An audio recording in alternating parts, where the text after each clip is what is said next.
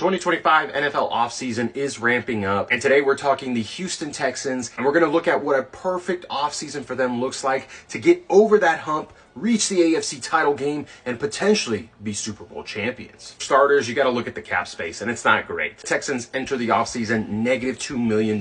We can fix that, starting off with simple restructures to players like Jeremy Tunsil, Danielle Hunter, and Nico Collins. Now we're going to look at the one cap casualty that I do expect the Texans to make, and that's designating a post-June 1st cut for Danico Autry. He's just up there in age. I know he did good things this past season, but man, that cap hit is way too large. Now we're looking at a player that deserves a contract extension, is now eligible. It's your shutdown corner, Derek Stingley Jr. This will also alleviate more cap space. With all those moves completed, the Texans now have over $41 million to work with. When looking at Texans that are set to be free agents, there's a lot of them, and I don't expect them to really bring anyone back. Even though you have cap space to play with, you still want to go bargain shopping. Players that can play for you several years but aren't absolutely going to take up a whole lot of cap space, because in the future, your franchise quarterback is going to need that extension. Looking at players that can be starters right away, especially in the trenches, the new offensive coordinators, players like James Daniels and Aaron Banks. Also going to need to add to the wide receiver room, depth piece, someone that's familiar with your offensive coordinator, that being Demarcus Robinson. Then on the defensive side of the ball, you want to add depth, you want to add rotational pieces, players like Solomon Thomas and Josh Uche. Now towards the draft, the Texans have 3 picks in the first 3 rounds. In the first round, it may not be the popular pick. I think this would be a home run, drafting Ohio State wide receiver Emeka Egbuka. With Tank Dell's late season injury, it doesn't look like he'll play at all,